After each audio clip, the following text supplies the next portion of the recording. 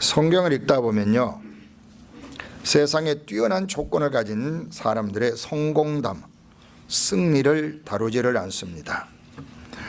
오히려 세상 사람들의 기준에는 어긋나 있는 사람들, 전혀 기대를 하지 않았던 인물들을 하나님께서 사용해 오신 이야기들을 만나게 됩니다. 드라마를 볼 때나 영화를 볼 때 반전의 드라마, 이 반전의 드라마를 사람들이 몹시 좋아하고 그 이야기에 빠져드는 거죠.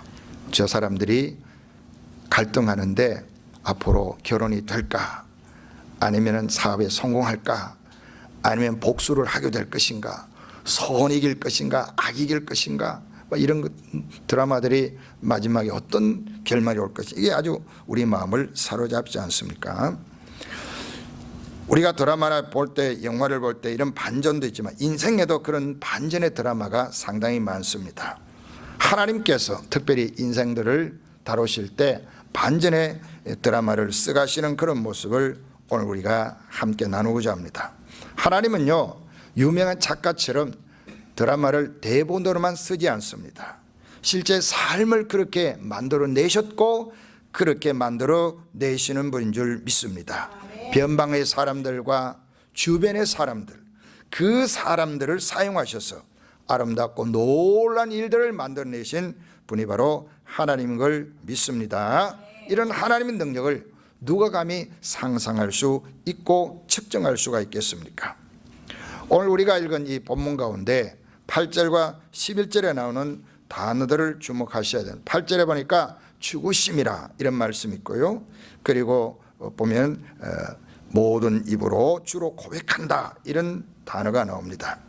자, 오늘 본문을 좀 정리를 해서 말씀을 드리면, 예수님께서 이런 마음을 가지셨습니다 라고 이야기하고, 이런 마음을 가지신 예수님이 왜 놀랍고 위대한 일이냐, 그 결과물들이 무엇을 우리에게 가져다 주었는가를 이제 6절 이하에 설명합니다. 예수님이 육신으로 이 땅에 오시기 전에 어떤 분이셨는가, 예수님의 존재, 예수님의 위치, 원래 예수님의 속성, 예수님의 신분, 이와 같은 것을 먼저 이야기하고, 그 다음에 우리와 같이 육체를 입고 이 땅에 오셨던 삶에 대한 이야기가 나오고, 그리고 하나님께서 그를 높이셔서 지금은 어느 정도 높은 위치에 있는가라는 것을 말을 하고, 장차 보편적으로 이 땅을 다스리시는 예수 그리스도에 대한 이야기로 엮여져 있습니다.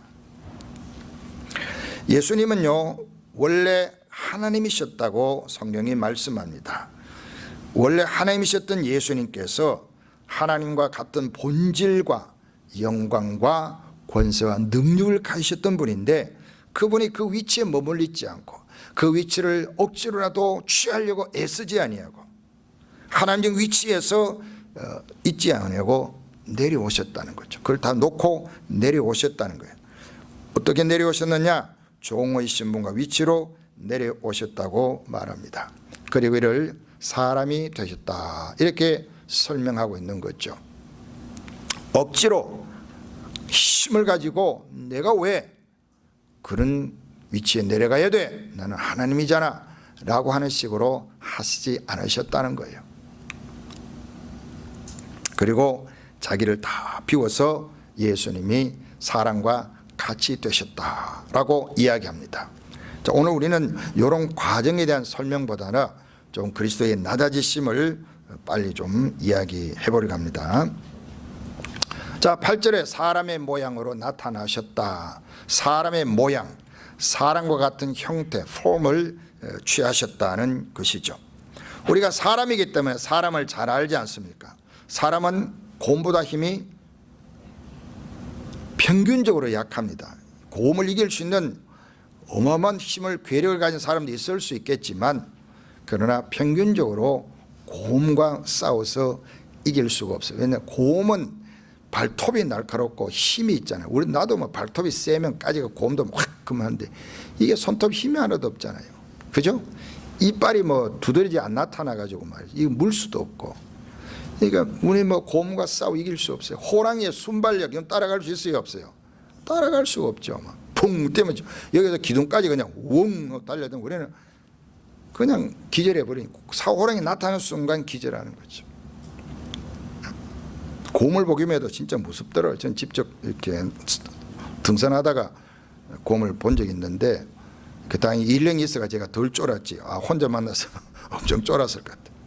그 곰이 저를 보고 어슬렁어슬렁 내려온 것이 아니고 내 앞에 있는 사람 보고 어슬렁어슬렁 내려오는데 이 사람 모르고 막 이야기하는데 곰이 나타나서 사람 보고 오는데 우리가 때를 지어서 우르르 이렇게 나타나니까 곰이 슬금슬금.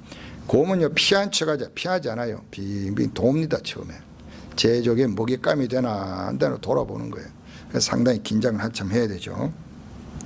자, 우리가 이 곰을 이길 수도 없고 그렇게 호랑이를 이길 수도 없잖아요. 또 여러분 눈에 안 보이는 바이러스, 박테리아 이길 수 있어요 없어요? 이길 수가 없어요. 박테리아 때문에 바이러스 때문에 얼마나 많은 고생합니까? 뭐 독감 하나 들어오면은 뭐 그냥 온 인생이 막 흔들리잖아요. 이렇게 연약한 거예요. 자, 그럼 여러분들이 또 사람과 사람 관계는요 쉽게 할 수 있어요 없어요? 이게 쉽지 않잖아요. 사람의 말과 행동이 오해가 생기고 충돌이 일어나고 때로 막 그 말 때문에 막 내가 상처를 만들어내고 상대방도 또 상처를 막 해집고 막 이런 일이 막 벌어지고 이런 말들을 아무런 육신의 상함이 없는데도 마음이 상하여 가지고 인생이 막 괴롭고 어떤 사람은 그것 때문에 인생을 하직하려고 하는 그런 유혹도 받곤 하잖아요. 이렇게 인간은 연약합니다. 왜 그러냐? 죄와 사망의 세례가 있기 때문에 그런 것이에요. 왜 이 땅에 악이 그치지 않습니까? 죄와 사망의 그늘 아래 우리가 앉아있기 때문인 거예요. 인간이 문제를 해결하려고 얼마나 노력을 합니까? 해결이 안 되는 거예요. 우리가 전쟁하는 것만 생각하는데 이 세상의 권력을 가지고 독재로 국민을 억압하는 나라가 얼마나 많은지 몰라요. 전쟁만 사람들이 막 경계하는데 지금 이 땅에요 이 독재 권력들이 너무너무 생각 외로 너무너무 많습니다. 어떤 나라는 30년간 통치를 해도 존경받는 권력자가 있는가 하면 어떤 나라는요 꼼짝하지 못하도록 국민들을 억압해놓고 총칼로 국민들을 조용히 입 다물게 해놓고 그렇게 살아가는 나라들이 생각 외로 참 많습니다. 왜 이런 일이 벌어지느냐? 죄와 사망의 그늘 아래 있기 때문인 것이죠. 자, 우리는 개인적으로도 이 육체의 한계를 잘 알지 않습니까? 우리 먹지 않으면 힘들고 그죠? 뭐 금식일에 하다 보니까 한 끼 건너뛰니까 이제 연세도 있고 하니 어떻게 해요? 막 인생이 흔들리잖아요. 꼭 쓰러질 것 같고 막 젊을 때는 일주일 뭐 열흘 20일 이렇게 해도 뭐 그렇게 뭐 배고프다 생각하지 인생이 흔들리지 않는데 이제 나이가 들면 인생이 흔들거린다 말이에요.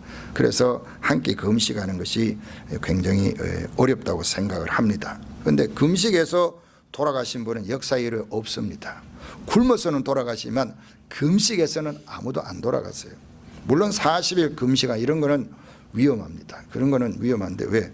그 다음에 식사 조절을 못해서 중간에 돌아가시고 하는데 그러나 이 금식을 짧게 가지고는 안 돌아가시니까 다음부터 하더라도 금식하십시오.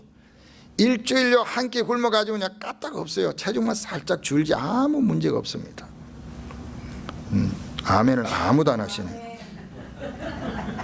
육체의 한계, 그죠? 육체의 한계. 막 잠 못 자면 어떻게 해요? 이 불면증 진짜 사람을 정신없이 만드는 거죠. 너무너무 정신적 고통을 줍니다. 이게 우리 인간의 한계 아닙니까? 그리고 인간은 모든 면에서요 제한적이에요. 여러분들이 뭐 인생에 막 성공하고 뭐 어마어마하게 뭐 인생이 많은데 생각하지만 살아온 분들 얘기가 뭡니까? 하루가 날아가잖아요. 세월이 날아갑니다. 이 30대는 잘 몰라요. 이 40, 50만 딱 들어가면 인생이 모두가 그래요. 50만 넘어가 인생이 날아간다. 이미 정점 올라갔다 훅 내려가는 거죠. 그런데 10대 때 20대 때 이건 잘 몰라가지고 막 인생 그냥 혼자 인생 마음대로 핸들하시 막 설치되지만 인생 그렇게 길지 않습니다. 다 멈춰 서는 날이 옵니다. 인생의 한계 아닙니까? 이 연약함이 있는 거예요. 그러니까 인생은 이래야 되고 포기해야 되고 그래서 인생은 슬프고 아픈 거예요. 자, 이런 인간의 몸을 입고 예수님이 세상에 오셨다는 거예요. 예수님이 하나님의 속성을 가지셨지만 이 하나님의 속성을 포기하고 육체로 사시기로 결정하셨다라고 설명할 수가 있습니다. 예수님은요, 죄가 없는 것 말고는 사람과 같이 되셨어요. 말씀 인간이 되어 우리와 함께 사셨습니다. 그리고 종의 모습을 취하셨어요. 예수님이 기적을 행하시고 변화산의 사건 외에는요, 성육신 전의 영광이 감추어져 있었습니다. 그래서 예수님을 보고 무시하고 대들고 그렇게 하는 사람이 많이 있었던 것이죠. 이렇게 예수님은 자기를 낮추셨어요. 사람의 폼을 가지셨습니다. 그리고 어떻게 하셨냐? 자기를 낮추셨다. 자기를 낮추심. 이 험벌이 잘못하면 무시당할 수가 있는 거예요. 험벌. 사람이 겸손하면 이 겸손함을 존중하는 것이 아니고 무시하는 일들이 벌어집니다. 우리가 그건 두려워할 필요 없어요. 예수님을 보세요. 자기를 낮추셨잖아요. 자기를 낮추시니까 주의 친구가 누구였어요? 세리와 죄인들이었어요. 예수님이 세리와 죄인들의 친구라는 별명이 붙을 정도로 그런 사람이 예수님 주위에 많았어요. 예수님은요, 주류 사회로 편입하려고 수도에 가서 성공하려는 야망을 보인 적이 없습니다. 사람이 권고했지만 예수님은 그런데 관심 갖지 않았어요. 오히려 예수님은요, 자신의 삶은 섬기는 데 있다라고 가르쳐 주시고 이를 증거하고 실천하셨죠. 세상 사람은요, 자기를 증명하려고 애를 많이 쓰잖아요. 자기 증명, 그죠? 내가 누군데 뭐 이런 게 있잖아요. 내가 누군데 뭐. 남자들 뭐 그런 거 있잖아요. 70번 남자도 막 전에 보이 그랬대. 어떤 분이 뭐 우통 벗어제끼고, 야, 날 뭐 그 벗어제끼면 어떡하겠다는 거예요. 에? 뭐 70이 뭐 강건하 얼마나 강건하겠어요. 이게 내가 그래도 배운 사람인데, 내가 그래도 나이가 있는 사람인데, 내가 그래도 잘 사는데, 내가 지금 우리 집안에 뭐 내 남편이, 내 뭐 우리 사돈이, 뭐 우리 부모님 뭐 이런 게 있죠. 자기 증명하려는 이거 마귀의 유혹이에요. 이 증명하려고 달려들지 말고 그건 불쌍한 사람들입니다. 사람들이 특별히 우리가 이 자기 증명하려고 하는 거, 이거 굉장히 위험한 거예요. 마귀는 그래 충동질을 하잖아요. 예수님은 어떻게 해요? 자기를 낮추셨어요. 자, 낮추셨다는 건 뭐냐? 그 사람에게로 내려가셨다는 것이고 상대를 자기 눈높이로 올렸다는 거예요. 자, 예수님 보세요. 주위에 어떤 사람이 많았는지 성경 복음서 읽어보세요. 아픈 사람들이 얼마나 많았어요. 여러분, 아픈 사람이 가족들이나 친척들이 있는 걸 자랑스럽게 말하는 사람이 잘 없잖아요. 아픈 사람 자꾸 오면 여러분 어떻게 해요? 짜증난다. 세상 사람은 잘난 사람 그러더라고요. 짜증난다. 저게 왜 이런 식으로 내 가문의 명예 불명예다. 내 인격의 불명예다. 짜증나게. 친척도 형제도 가난한 사람하고요, 모른 척하는 것이 인간이잖아요. 이 돈이 좀 있고 잘 나간 사람 그런 게 있더라고요. 짜증난대요. 창피하대요. 내가 용돈 줄 테니까 여기 오지 마. 미리 딱 주고 못 오게 합니다. 우리 형제 중에 저렇게 못난 사람 있는 거 싫다 이거예요. 교만이 하늘 찌르는 거죠. 교만이 하늘 찌르는 겁니다.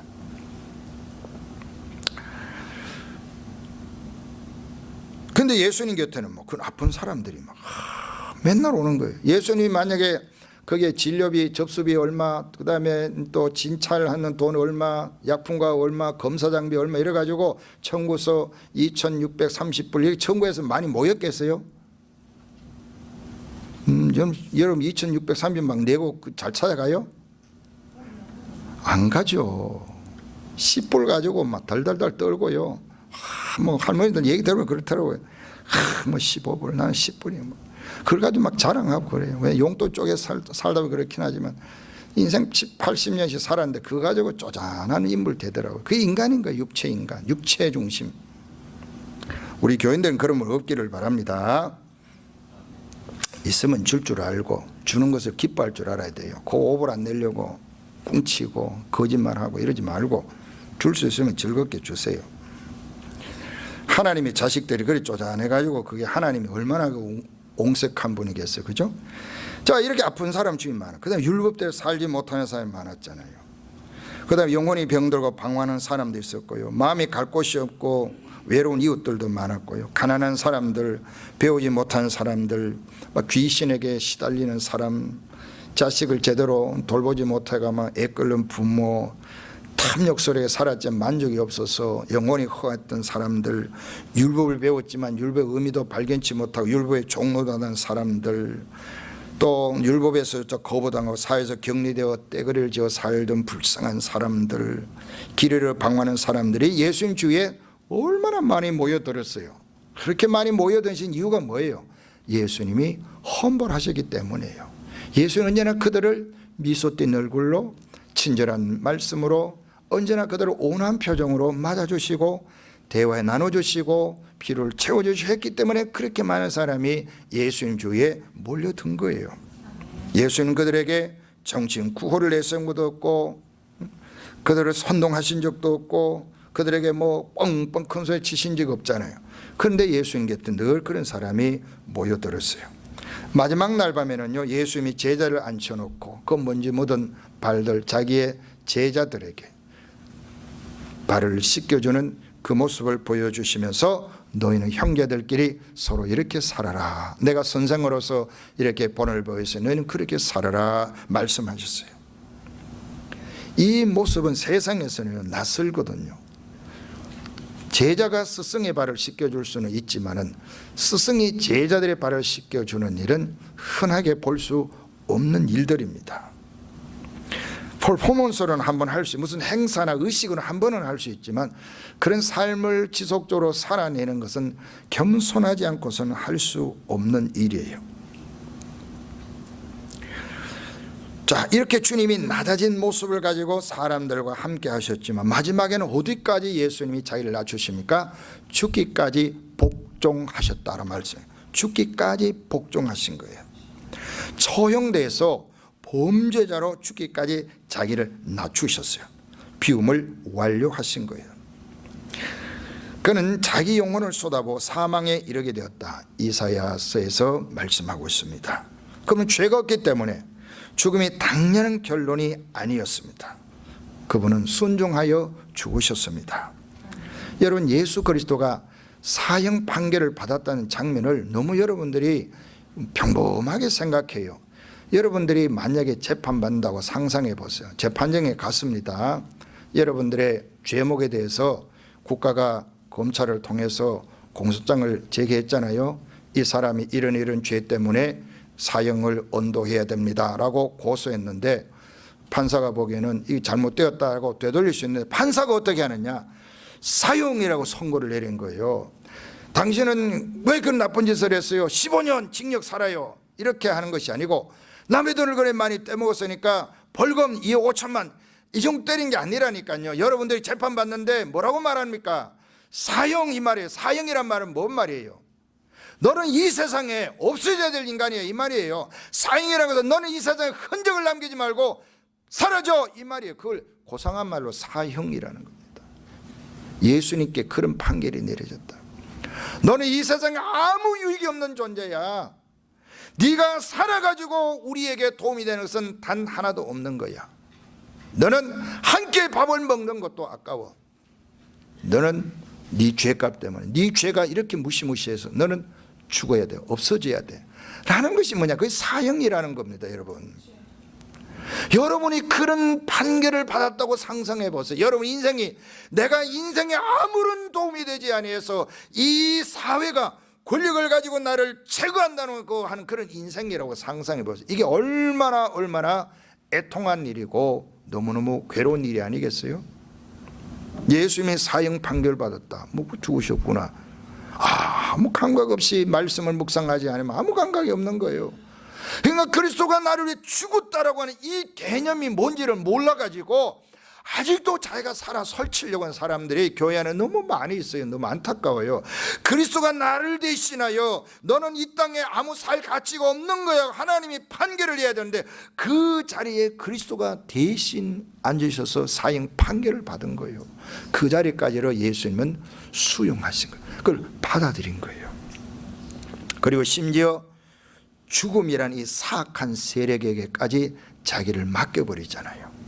그 죽음이 자기에게 힘을 발휘하도록 그리스도는 저항하지 아니하고 그냥 따라가 버리는 겁니다. 이게 여러분 생명의 창조주요 수여자가 쉽게 선택할 수 있는 일이겠어요? 여러분들이 힘이 있는데 까닭없이 경찰이 수갑을 채우고 까닭없이 검사가 공소해서 재판정에 서서 나를 사형시킨다고 해보세요. 여러분 순순히 따라갈 분이 누가 있어요? 내가 힘이 없어 끌려가지만 마음에는요 절대 복종 안 하는 거죠. 분노가 이글거릴 겁니다. 저주를 할 겁니다. 이 인생을 만든 이 사회를 저주할 거예요. 그렇잖아요. 그런 억울함을 예수님은 스스로 받아들이고 감당하시는 거예요. 자기 죄 때문도 아니잖아요. 자기 잘 되려고 하는 것도 아니잖아요. 나를 대신해서 저를 대신하여 그리스도가 그 자리에 기꺼이 나가셨다는 거예요.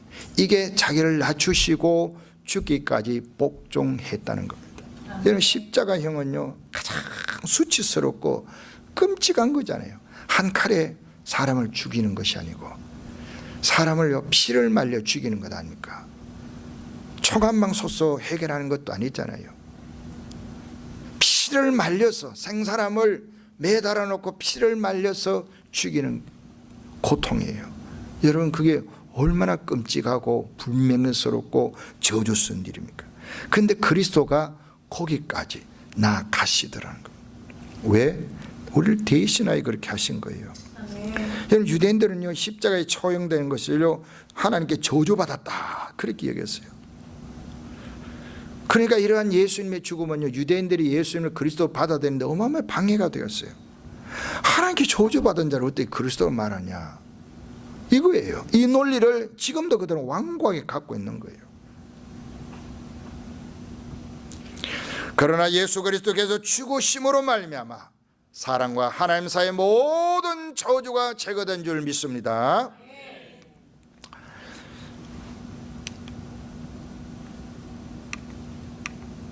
자 로마서 8장 31절에 보니 율법이 육신으로 말미암아 연약하여 할 수 없는 그것을 하나님은 하시나니 곧 죄로 말미암아 자기 아들을 죄 있는 육신의 모양으로 보내어. 이 말은 뭐겠어요? 죄 있는 육신 뭐예요? 죄인이라면 죄인으로 여겨서 예수님을 우리의 모든 죄를 다 뒤집어 씌우고 하나님이 꼼짝하지 못하게 딱 맞추고 너는 저주받아야 할 죄인이야 라고 말씀하는 거예요. 여러분 이게 하나님 아버지의 마음이 편했겠어요? 아들이 그 수치와 고통이 편했겠어요? 자기 아들을 죄 있는 육신의 모양으로 보내어.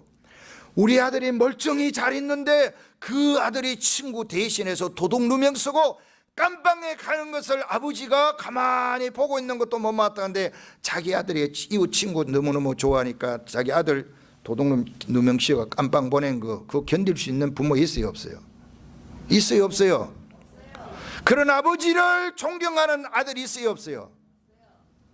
그런 남편이 있으면 아내가 삽들과 남편 때려잡습니다. 그 깜빵 가기 전에만 남편이 얻어맞아 죽어요. 예, 엄마들은 자식하면 눈이 확 뒤집어지니까. 그래서 절대로 아무리 힘들어 자식은 건드리면 안 됩니다. 엄마 앞에는 거의 그런 싸나운 사자입니다. 예, 안 건드려도 거의 발톱이 왔다 갔다 하는데 건드렸다면 큰일 나요. 자 하나님 아버지가 한번 생각해 보시라면 이 말을 그냥 여러분 그냥 읽고 지나가지 말고 한번 그 한 단어 한 문장 앞에 여러분 쉼표를 만들고 서서 보란 말이에요. 서서 생각해보고 묵상해보고 이 단어가 도대체 무슨 의미인가. 하나님의 자기 아들을 죄 있는 육신의 모양으로 보내어. 말이 어렵습니다. 죄 있는 육신이죠. 죄 있는 육신. 죄를 지어서 죄 있는 육신이 뭐예요? 죄값을 지불해라 그 말이에요. 너는 죽을 죄를 지었다. 그래서 너는 그 죄값을 지불해라. 그런 말씀이에요. 육신의 죄를 정하사 He condemned sin in the flesh. 하나님께서 그 아들을 죄인으로 여겨버리는 거예요. 자기 아들은 죄가 없는데 그 아들에게 죄를 뒤집어 씌워가지고 너 죄인이야, 꼼짝하지 말고 죄를 지불하고 나와, 이 이야기예요. 얼마나 이게 참 어려운 일이겠어요. 심장이 터지는 거죠. 심장이 터지는 거. 고린도후서 5장 21절에 하나님이 죄를 알지도 못하신 이를, 그리스도는 죄를 알지 못하는 분이에요. 죄와 아무 관련이 없어요. 아버지께 오로지 복종하고 율법의 요구를 다 이루신 분이잖아요. 그 죄를 알지 못하는 아들에게 죄를 몽땅 뒤집어 씌워가지고 그 아들을 대신 저주를 내리셔야 되는 아버지의 그 피 터지는 상황을 상상해 보세요. 그래서 오늘 우리에게 하나님은요, 죄값을 요구하지 않는 거예요. 왜? 그 아들에게 다 쏟아부었기 때문에. 그 아들 예수님을 사랑하기만 하면 하나님은 우리의 지난 모든 죄를 묻지 아니하시고 그 아들의 품 안으로를 끌어들이시고 사랑한다, 내 딸아 사랑하는 내 아들아 말씀하신 이 사랑을 받고 있는 겁니다. 이게 복음이에요. 이 복음만에 우리가 있자고요. 이 복음이 살아있는 삶을 좀 살아보자 그 말이죠. 이 예수 그리스도를 희생을 통하여 하나님 아버지의 이 어떻게 설명할 줄 몰라 제가 이 정도 설명이 안 되는 거예요. 이 어마어마한 사랑 앞에 우리가 있는 겁니다. 예수는 우리가 범죄한 것 때문에 내줌이 되고 내주고, 하나님은요 그 자식을 내주고 우리를 취하셨어요. 이게 의롭다 하시며 살아나셨다 그 말. 하나님의 아들을요 내어주고 우리를 어떻게 해요? 취하셨다 그 말. 그 아들을 내어주었기 때문에 우리를 취할 수 있는 길이 열린 거예요. 그게 십자가의 공로라는 겁니다. 십자가의 공로가 하나님의 아들을 내주고 우리를 취하는데 방해했던 죄의 문제, 모든 저주의 문제를 해결해 버린 거예요. 그래서 우리는 이 예수님의 십자가를 자랑하고 이 십자가에 희생 당하신 그 은총, 예수님의 희생을 우리는 자랑하고 의지하고 노래하는 하나님의 사람들이 된 거예요. 자, 이를 통하여 자 다시 한번 본론으로 오늘 읽은 본문으로 돌아가 사람의 모양으로 나타나사 하나님이 이 땅에 오셨어요. 오신 것이 아니고 육신을 입고 오셨어요. 모든 한계의 죄와 사망의 권세 아래 영향을 받을 수밖에 없는 인간의 몸을 이 땅에 오신 겁니다. 그리고 자기를 낮추셨습니다. 낮추셔서 세리와 죄인들이 자기의 친구가 되고 그들에게 구원을 전하고 그들에게 사랑을 보여주고 그들의 소망을 안겨주셨잖아요. 그리고 섬겨주셨어요. 이게 아버지의 마음이다. 그걸 우리에게 생생하게 보여주시고, 심지어 어디까지 내려가셨냐? 죽기까지. 죽음을 물리치고 생명을 수여하시는 예수 그리스도가 죽음, 그 사악한 죽음에게 자기를 맡기는 단계까지 받아들이고 내려가시는데 하나님 아버지로부터 죄인 취급받잖아요. 너 죄인이야. 넌 죽어야 돼. 이런 저주를 온몸으로 받으시면까지 그리스도는 우리를 위해서 낮아지셨다는 겁니다. 여러분 믿으십니까? 이 원리를 여러분 깨달으십니까? 이 원리 안에 여러분의 인생이 들어가 있으면 그 다음 사건이 여러분의 인생을 바꾸는 놀라운 반전의 드라마로 참여할 수 있는 거예요. 자, 하나님이 대반전을 씁니다. 자, 그래서 이제 예수 그리스도가 십자가에 죽으셨고 온 세상이 이제 끝났다. 저 사람 저주받아 죽었다. 이렇게 모든 사람이 그 사람의 흔적을 지웠어요.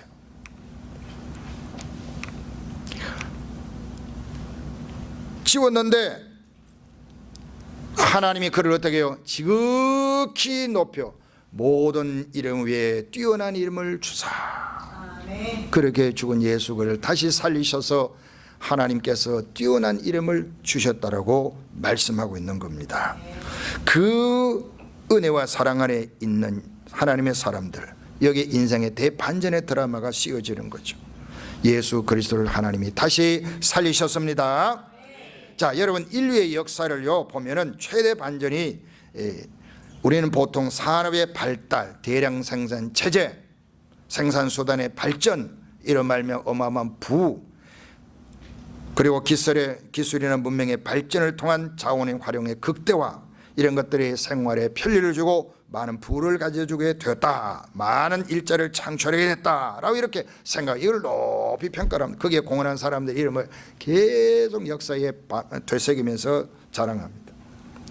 또 인류의 수명에 결정적인 영향을 끼친 페니실린 항생제의 발견, 그리고 의학의 발전을 말하면 인간의 수명은 엄청나게 늘어나게 되었습니다. 인간의 수명이 늘어나면서 생기는 그런 부정적인 얘기는 하지 않겠습니다. 자, 그러나 이런 것들은 뭡니까? 육신의 생명과 삶에 도움을 줄 뿐이에요. 여전히 인간은요, 죄와 사망에, 또 사망에 부응하는 고통, 인간의 이 모든 악의 근원 가운데서 완전히 해결받지 못하고 있는 거예요. 근본적인 문제가 해결이 안 되는 겁니다. 항상 인류의 발전 뒤에는 뭐가 따라오는지 여러분 기억해야 됩니다. 죽음과 죽음에 번가는 것이 따라오게 되어 있어요. 이 정반합의 원리를 가지고 설명을 해나가지만 이건 설명이 다 안 되는 겁니다.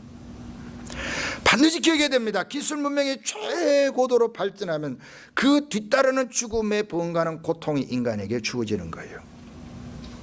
인간의 수명이 최대한으로 발전하면 그 다음에 또 부정적인 것들이 따라옵니다. 이 죄와 사망이란 근본적인 문제가 해결되지 않는 한 인류는 이 고통에서 절대로 헤어나지 못합니다. 하나님과 화평이 일어나지 않으면 해결이 안 되는 문제입니다. 인간 문의를 만들어내자, 인간은 결국 자기가 선택한 삶이다라고 유명한 교수들이 막 책을 내고 그러기에 계속 인간 자신이 선택하라, 니체를 비롯해서 이런 분들이 영향력이 요새 젊은이들이 굉장히 폭발적 인기를 갖습니다. 내 인생 내가 살자, 그렇게 막 그 솔깃합니다. 그런데 어디가 딱 막히느냐? 죄와 사망의 문제에서 딱 막히는 거다. 못 넘어가요. 여기 딱 걸려서 자빠져요.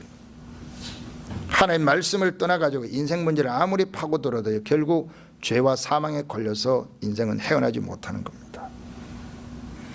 이 문제를 예수 그리스도가 해결해 놓으셨어요. 예수 그리스도 안에 죽음에서 영생으로, 저주에서 해방으로, 고통에서 안식으로, 흙에서 난 자가 하늘에 속한 자의 형상을 입는 역사가 일어나게 된 줄 믿으시기를 바랍니다. 고린도전서 15장 49절에 우리가 흙에 속한 자의 형상을 입은 같이 또한 하늘에 속한 이의 형상을 입으리라, 이런 말씀이 있어요. 하늘에 속한 자의 형상을 입으리라. 자, 이러므로 하나님이 그를 지극히 높여 모든 위에 뛰어난 이름을 주사 예수 그리스도의 죽음을 다 받아들이며 순종하였더니 하나님께서요, 예수 그리스도에게 모든 영예와 권세 능력을 주셨어요. 지극히, 이 지극히는요 하나님적 위치를 말해요. 지극히 높여, 하나님은 지극히 높으신 하나님 하잖아요. 지극히 almighty, 지극히 높으신 하나님, 지극히 높은 일, 이게 하나님적 위치를 말한 거예요. 그러면 뛰어난 이름을 주셨습니다. 자, 그러다 보니까 이제 이 땅에 하늘에 있는 자들과 땅에 있는 자들과 땅 아래 있는 자들로 모두 무릎을 예수의 이름에 꿇게 하시고 모든 입으로 예수 그리스도를 주라 시인하여 하나님 아버지께 영광을 돌리게 하셨느니라 라고 사도 바울이 지금 우리에게 설명해 주고 있는 거예요. 여러분, 죽기까지 복종하심이었는데 지극히 낮아지심이라고 하는 이 예수 그리스도의 선택에 대하여 아버지께서 그 아들에게 지극히 높여주신 은혜를 베풀어 주신 겁니다. 그리고 모든 이름, 하늘과 땅과 땅 아래 모든 이름이 그 앞에 무릎을 꿇는다고 했는데, 여러분, 하늘에 있는 우리가 알지 못하는 존재는 하나님 외에 누구 계세요? 천사들. 그리고 이 땅에 가장 뛰어난 존재가 누구예요? 인간. 그리고 땅 아래 있는 이름 뭐겠어요? 악령들이 성경의 가치관은 그렇습니다. 성경의 가르침 보면, 그러니까 천사들과 인간들과 악령들도 다 예수 앞에 굴복하게 된다 그런 말이에요. 그 이름 앞에 무릎을 꿇고 항복하고 복종할 수밖에 없도록 만들어 주신 겁니다. 예수 그리스도는 다시 살아나셨습니다. 그를 믿고 사랑하는 모든 사람들에게 예수 그리스도는 그 능력으로 역사하고 계신 줄로 믿습니다. 예수님께서 육체를 입고 이 땅에 오셨습니다. 죽기까지 복종하셨어요. 무덤에 들어가셨습니다. 하나님 아버지는 그를 살려 모든 무릎을 그 앞에 꿇게 하셨습니다. 그리고 모든 입으로 예수를 주라시나 아돈나이라고 말한다는 겁니다. 하나님 아버지께 영광을 돌리도록 하는 대역전의 드라마를 만들어 내셨습니다. 그러면 그것은 예수 그리스도고 나하고 무슨 상관이 있느냐라고 묻는 분에게 제가 말씀을 드립니다. 소록도에 가면요, 한센인들이 있는데 이 한센인들이 공동체를 이루고 있습니다. 격리 수용한 곳이죠. 격리 수용하는 곳에 요새 한 300여 명 정도 살고 있는데 한 200여 명이 교회를 다닌다고 합니다. 전에는요, 제가 갈 때는 8개 교회가 있었는데 이제 인구가 줄고 한센병이 많이 발생하지 않으니까 인구가 많이 줄었겠죠. 좋은 소식이죠.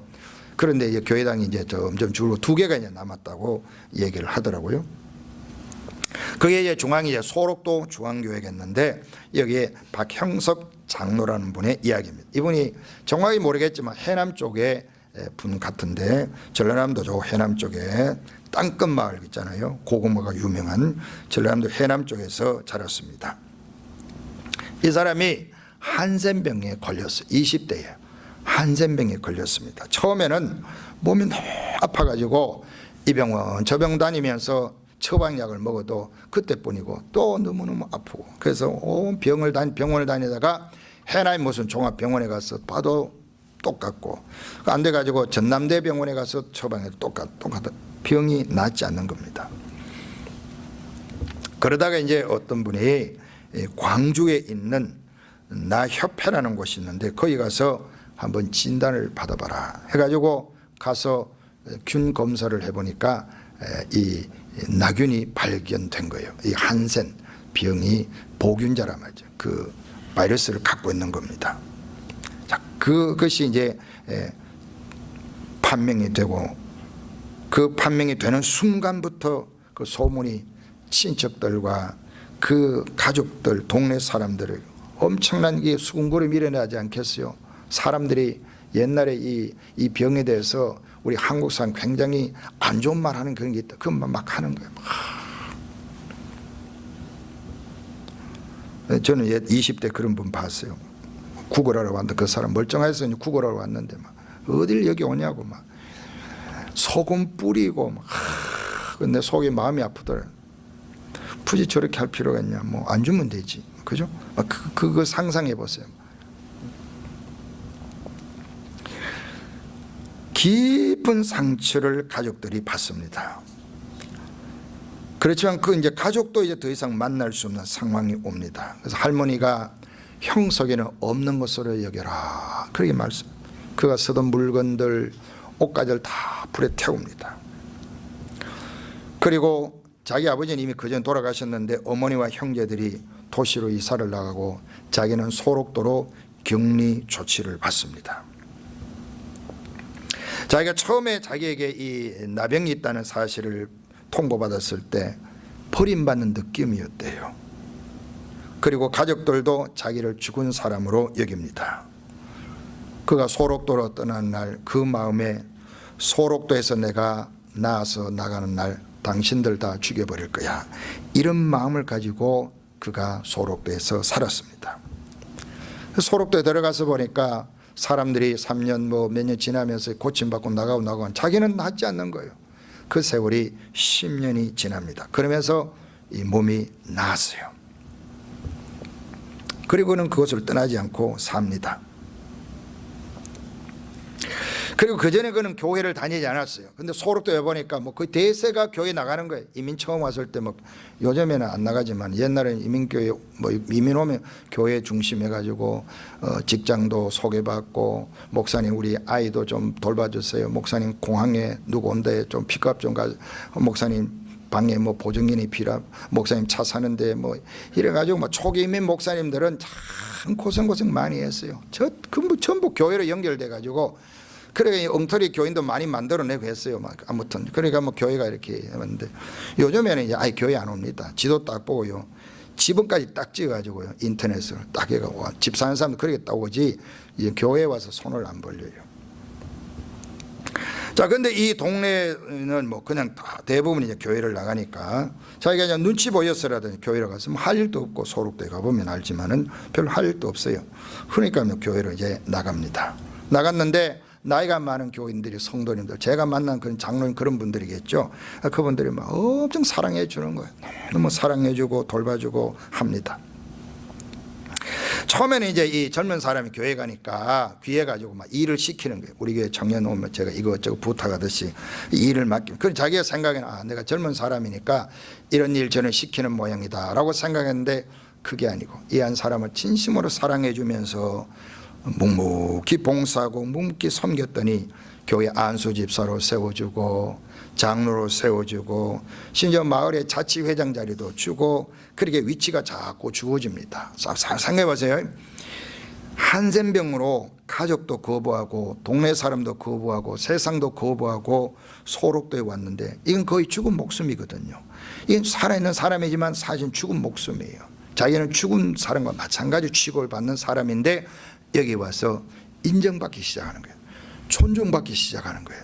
그 사람을 따르는 사람들이 일어나게 되었다, 그런 말이에요. 자, 교회 어르신들이 깊은 사랑을 통해서 그는 주님의 사랑을 느낍니다. 몸이 불편한 분들이 주님을 얼마나 사랑하는, 저도 현장 보았어요. 얼마나 믿음이 좋은지 모릅니다. 이분들이요, 새벽기도 4시 반에서 3시 반부터 나왔어요. 찬송 부르고 기도합니다.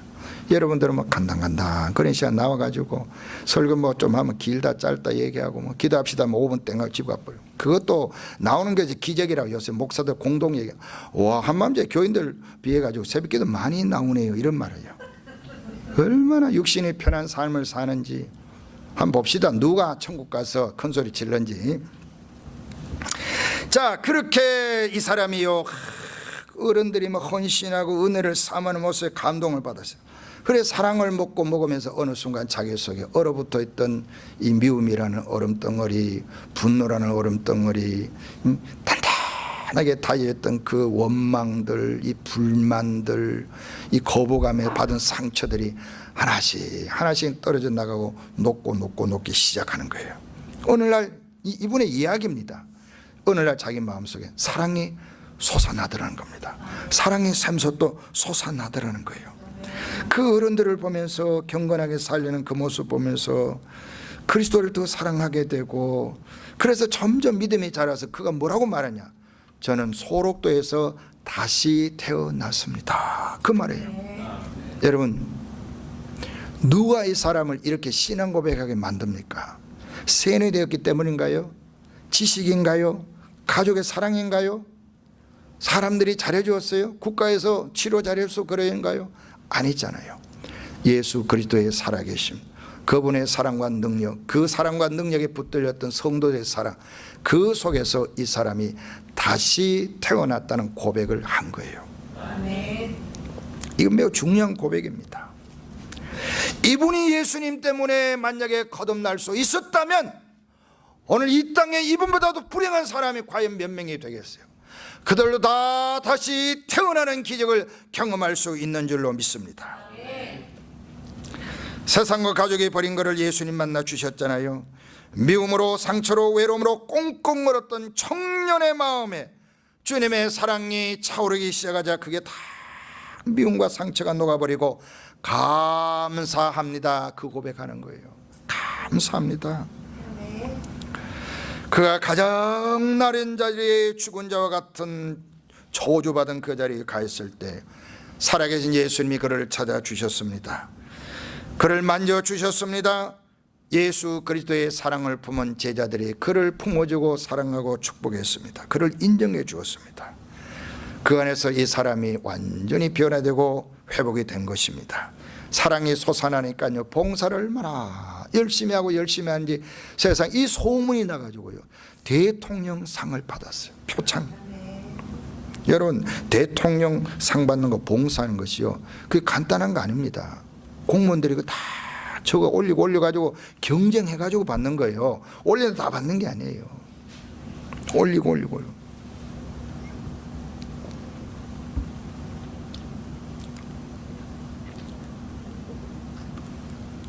그리고 교회 안에도 얼마나 봉사를 열심히 했던지 노회 안에서 총회 안에 자리를 주고 얼마나 열심히 봉사합니다. 교인들이 다 인정해 주고 말이죠. 이분이 박형석 장로예요. 저분이 겉으로는 멀쩡해가지고 저분 한센병을 앓았던 분이에요. 몸에 상처가 있죠. 흔적이 남아있어요. 지금 사진이 희미해가 잘 안 보이는데 얼른 봐도 제가 보는 멀쩡한 분 같아요. 그런데 실제로 제가 저 뒤에 있는 분들은요, 사실은요, 사진이 멀어서 그런데 잘 안 보이죠. 정상적이지 않아요. 저 키 큰 분만 정상적이야. 저분 교회 담임 목사님이신데 지금 은퇴를 했습니다. 저 보면 다요 온전치가 않아요. 하나님께서 그를 인정해 주시고 자꾸 세워주셨어요. 교회 안에서 세워주시고, 마을에 세워주시고, 교회와의 관계에서 세워주시고, 교단에 세워주시고, 주민들을 세워주고, 그 사람 그 사이에 자기 깊은 상처가 다 치료받고 완전히 회복이 돼버린 거죠. 그리고 그가 하나님을 뭐라고 이야기하겠습니까? 물었더니 하나님은 능력이십니다. 한마디로 결론 내린 거예요. 인투웬 작가가 이분과 만나서 대화를 나누면서 어떤 평을 냈냐면, 상처가 사라진 것이 아니라 상처마저 품고 빛나는 자리로 그가 옮겨졌다는 증거처럼 보였습니다. 죽음의 언어로만 설명되던 삶 한가운데서 그를 다시 살게 하신 하나님, 절망과 분노에 붙들려 있던 한 사람을 끝내 놓지 않으시고 오늘의 자리까지 끌어오신 능력의 하나님이 그의 얼굴에서 아재랑이처럼 어렁거렸습니다. 하나님은 여전히 산자의 하나님이시고 그의 삶은 그 사실을 조용히 증언하고 있다는 것을 깨달았습니다라고 평을 하는 것을 봅니다. 예수 그리스도는요 살아계십니다. 한센인 사형 판결을 받은 것보다도 비참하게 인생을 억지로 살아내야 했던 박형석이라는 저주받은 인생처럼 그에게 살아야 했던, 세상이 그를 거부하는 것이라고 생각한 절망에 떨어야 했던 그 박형석이라는 청년에게 그리스도가 살아계셔서 그를 살려내신 것을 믿으시기를 바랍니다. 여러분, 예수 그를 믿습니까? 내가 처한 낮은 자리입니까? 내가 선택하여 낮은 자리로 갔습니까? 그곳에서 사랑과 생명이신 예수 그리스도를 만나시기를 바랍니다. 그분을 만날 수가 있습니다. 그분은 반드시 여러분을 살려내시고 이웃을 살려내는 능력임을 믿으시기 바랍니다. 죽으심으로 높임을 받은 예수님처럼 스스로 낮아짐으로 섬기고 살려내기 위해서 낮아진 삶을 사는 여러분들을 주님께서는 반드시 높여주신 날이 온다는 걸 믿고 따르시기를 바랍니다. 예수님께서 함께 하시면요 인생 드라마 얼마든지 쓸 수 있습니다. 여러분의 인생이 예수님 때문에 박형석 장로인과 같이 새로 쓰여지는 드라마의 그 주인공 되시기를 주 이름으로 축원합니다. 기도하겠습니다.